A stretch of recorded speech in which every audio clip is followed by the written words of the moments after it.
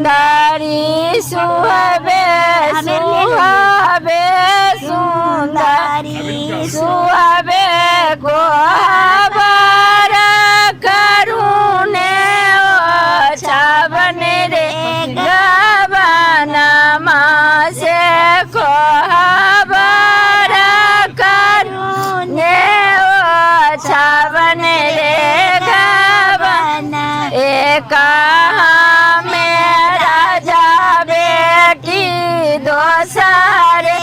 पंडित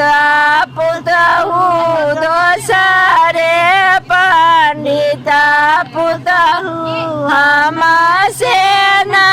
होई तो छावन रे गबना से हमसे न होई तो छावन रे एतना बचन जावे सुनालन राजे से बाबू सुनालन राजे से बाबू धारी लेलन घोड़ी अटके हंडिल रे गबना से धारी लेलन भी अटके हंडिल रे अपने जे जहा प्रभु देशवा विदेशवा से देशवा विदेशवा से हमारा के कहाँ छोड़ ले जाय रे गबना से हमारा के कहाँ छोड़ ले जा रे गा नैहरा में हाउ सुंदर माई बाप भैया से माई बाप भैया से ससुरा में हाउ छोटा देवर रे गबना से ससुर में हाउ छोटा देवर रे किया काम देतै प्रभु माई बापा भैया से माई बापा भैया से काम देतै छोटा देवर रे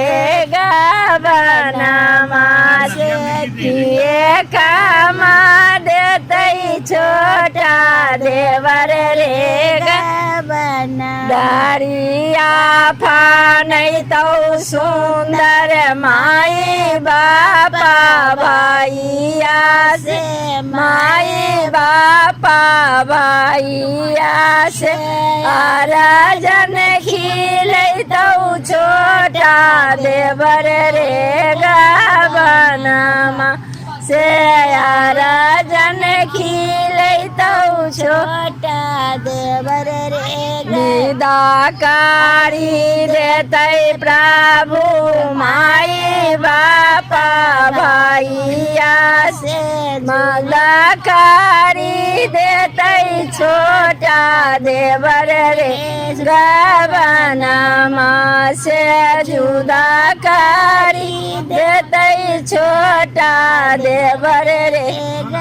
बिनु रे माई बापा काई सन नैहरा से काई सन नैहरा से बिनु स्वामी कैसन ससुर रे गबना